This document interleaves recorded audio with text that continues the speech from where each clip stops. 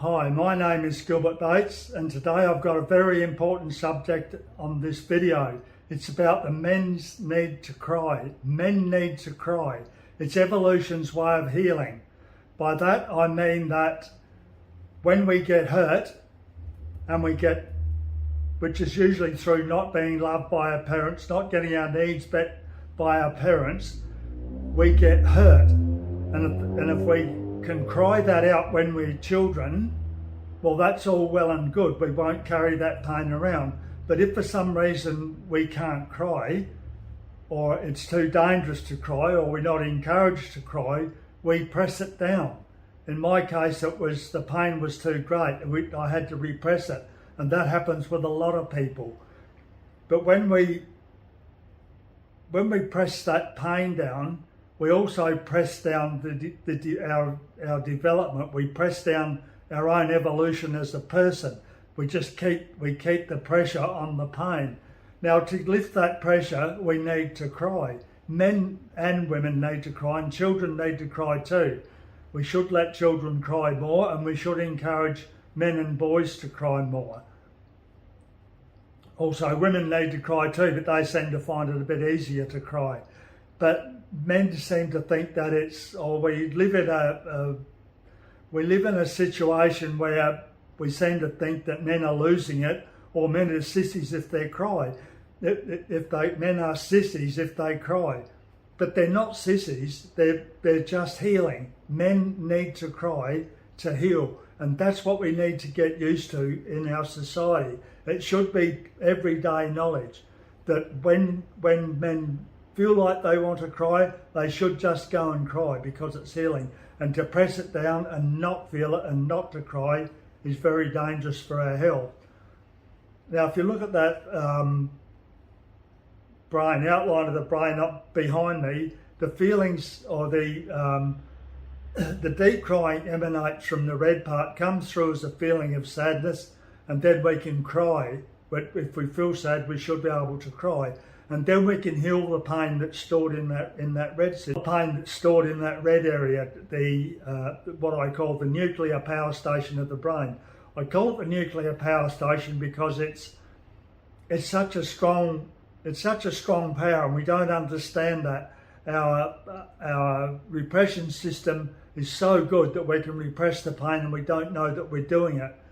Because the nuclear power station is so strong, we need a strong repression system to keep it working. So we just go about our business thinking that we aren't so badly off, but we are. We are dying from the inside out. And I've had personal experience of that where I felt physically alive, but my soul was dying.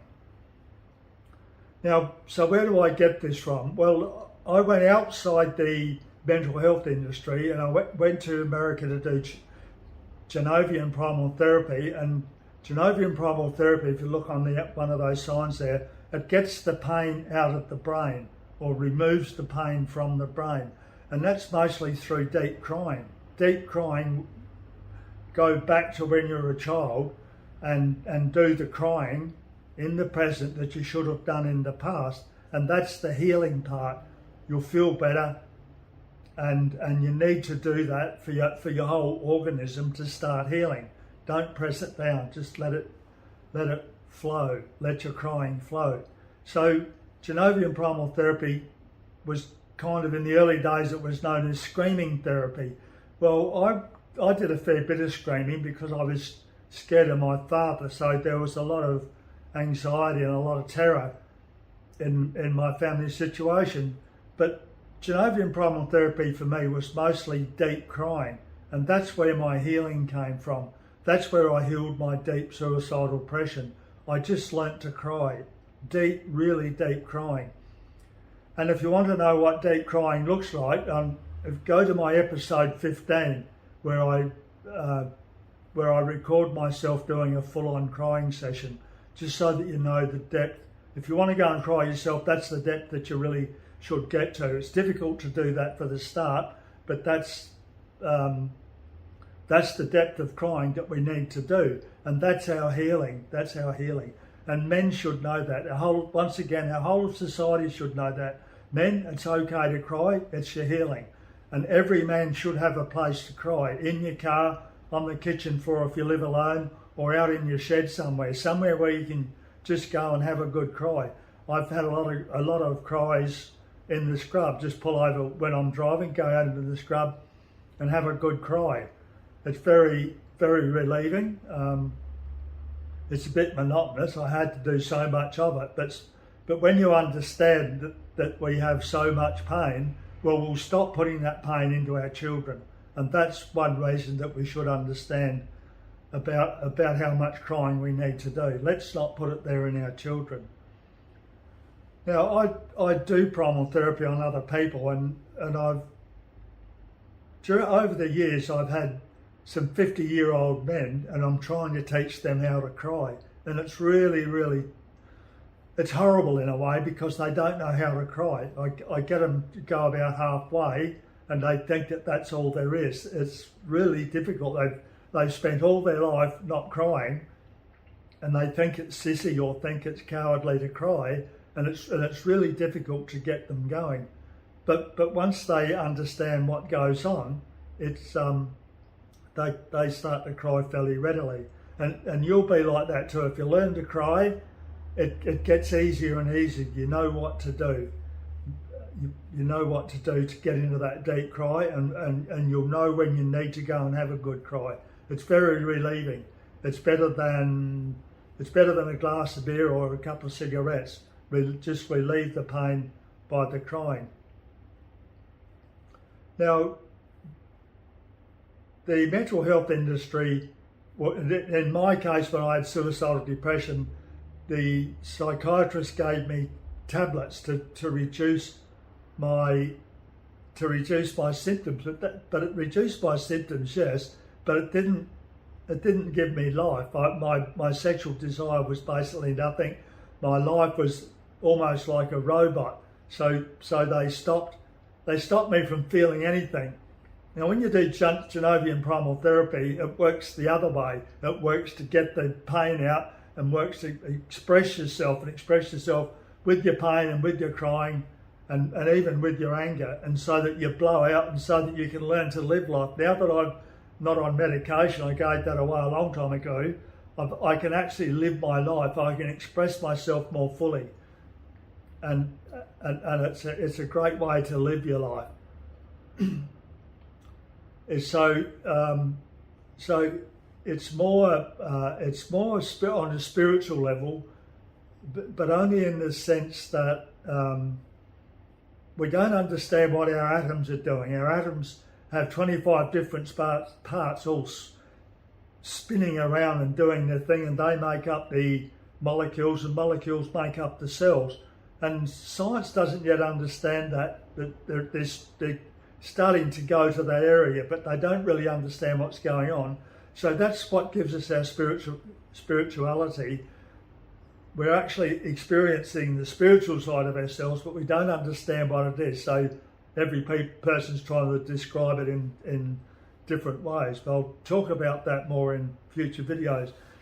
This video, I just want to stay with the main theme, that we need to accept that men need to cry because it's a healing thing, and we need to get to that.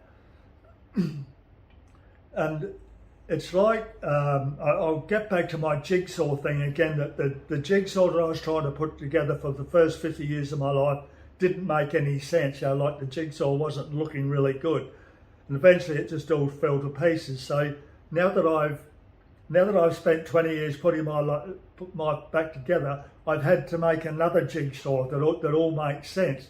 But when I do a short video like this, it's only one part of the video. So if you want to find out more about what it is to live a life with 3 levels of mind, and that goes against the current medical health paradigm, well then we need to understand our brain from the 3 levels. We need to make a new jigsaw where all the pieces fit. So pain, men needing to cry and feel their pain, fits in one part of that jigsaw, but there are a lot of other parts to it, so you need to stay with it and piece it all together. When we don't feel our pain, we become mentally sick, then we become physically sick, and we even get suicidal. So the need to cry can also be around easing the need to commit suicide. I was on the edge of committing suicide a lot of times, but during primal therapy I learnt to cry. So when you get to the edge and you feel your sadness, you can ease the pressure of wanting to commit suicide. But I'll talk more about that in the next video. This one is just to get people to understand that men need to cry, and we need to get that out there. We need to get that out there in our communities. Men, it's okay to cry. Wherever you are, just lay down and cry. It's good for your health. It's good for your physical health, good for your mental health. And when you cry, you'll get to know your brain from a different perspective than what you do now. And I found that one of the most interesting parts of it. Now, I've been doing primal therapy for about 20 years now, and I still, although I've done most of my crying, I still cry about twice a month. You know, I live a lonely life, and I get out there and try and do things, but there are times when I get lonely and I'm triggered into my loneliness or triggered into whatever. There are times where I have a place that I just go to and have a bit of a cry. Sometimes just a little cry is all I need, and other times I've got to have a really big cry, and that takes me back into the past a bit where I feel that my parents didn't do the right thing by me, so I need to cry more of that pain out.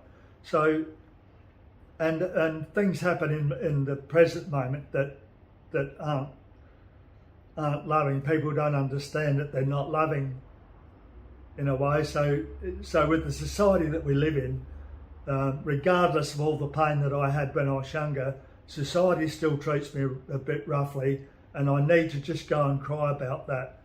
Come on, you people, I need a bit of love. And if you don't give that to me and I don't get it, sometimes I just have to go and cry about that. But that's the way we are at this moment, and we need to understand that, and we need to evolve. We need to evolve out of the situation that we are in now, get rid of the old, or get rid of the current orthodox thing of intellectual describing our mental and physical diseases in terms of intellectual, to understanding it in the 3 levels of mind where we need to cry. And men need to cry because it's evolution's way of healing our hurts.